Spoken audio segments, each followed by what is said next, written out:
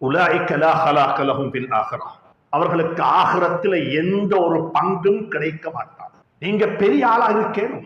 இது ஒரு check bound பண்ணினா வார தண்டனை தான். ஒரு ப்ராமிஸ பிரேக் பண்ணினா அல்லாஹ் சொல்றான் லா ஹலாக லஹும் ஃபில் ஆகிரா, ஆகிரத்தில் அவர்களுக்கு எந்த வகையான பங்கும் கிடையாது. நீங்க கற்பனை செய்து கொண்டு போக முடியும், எனக்கு அது இருக்குது இது இருக்குது, அதை நான் செஞ்சேன் இதை செஞ்சேன் அப்படி சொன்னேன். அல்லாஹ் சொல்லுகிறான் இன்னல்லதீன யஷ்தரூன பிஅஹ்தில்லாஹி வ ஈமானிஹிம் ஸமனன் கலீலா, கொடுத்த வாக்கை, அல்லாஹ்வுடைய பெயரை சொல்லி சொன்ன வாக்கை, நான் சொன்ன நம்புங்கோ என்று நம்ப வைத்த வாக்கை நீங்க நிறைவேற்றாம விட்டால் உலாயிக லா ஹலாக லஹும் ஃபில் ஆகிரா வலா யுகல்லிமுஹுமுல்லாஹ், அல்லாஹ் ஒரு நாளும் உங்களுடன் கரைக்கவே மாட்டான். வலா யன்துரு இலைஹிம், அவர்களின் பக்கமாக அல்லாஹ் பார்க்கவும் மாட்டான். இது குர்ஆன்.